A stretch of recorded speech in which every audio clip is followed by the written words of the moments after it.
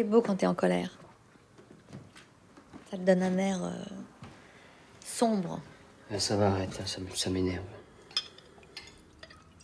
Tu te mets pas à leur place. C'est humiliant pour eux. Là, t'es cynique.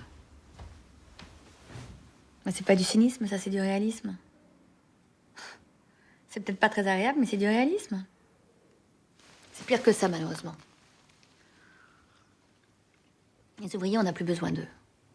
C'est grave, c'est scandaleux, mais c'est comme ça. Dès qu'on peut, on les remplace par des machines. Et pas que dans les usines. Tiens, prends le supermarché, par exemple, t'as bien vu? Avant, il y avait une dame, charmante ou pas d'ailleurs, une dame qui pesait tes fruits.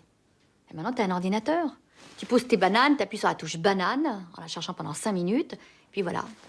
T'as un chômeur, multiplié par des centaines de magasins, ça te fait des centaines de chômeurs. Et sur les autoroutes, les pompes à essence, pareil. T'as plus besoin d'êtres humains qui se fatiguent, qui rouspètent. Attends, c'est vrai pour certaines choses. Mais on aura toujours besoin de faire tout un tas de choses à la main, avec des ouvriers spécialisés, avec un savoir-faire. Mais Mathieu, ton ouvrier, si on ne veut pas le remplacer par une machine, on le remplacera par un autre ouvrier 10 fois moins cher en Chine ou ailleurs. C'est ça, la délocalisation. Attends, là-bas, ils sont payés une misère. Ben oui, mais il n'y a pas de charge sociale, il n'y a pas d'impôts, il n'y a pas de sécu. C'est dégueulasse. Mais pas du tout.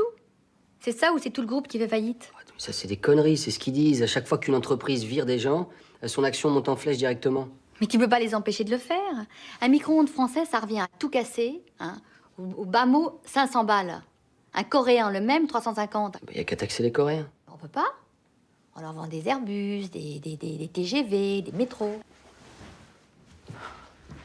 Et si tu plaides ta cause au ministre, il te dira clairement que ta quincaillerie, tu peux te la... Tu vois? Alors on fait quoi? Pas grand-chose. C'est ça la mondialisation, le miracle économique. T'es en plein dedans et ça fait que commencer. Tu peux rien contre l'histoire du monde. Eh ouais, mais les politiques osent pas tenir ce discours-là. Ah, tu vois un Premier ministre qui dit désolé, on peut absolument rien faire pour vous. On va seulement essayer de limiter les dégâts. C'est lui qui est au chômage. Alors ils essayent de ménager les marchés pour durer. Alors on est mort. Bon, faut pas exagérer.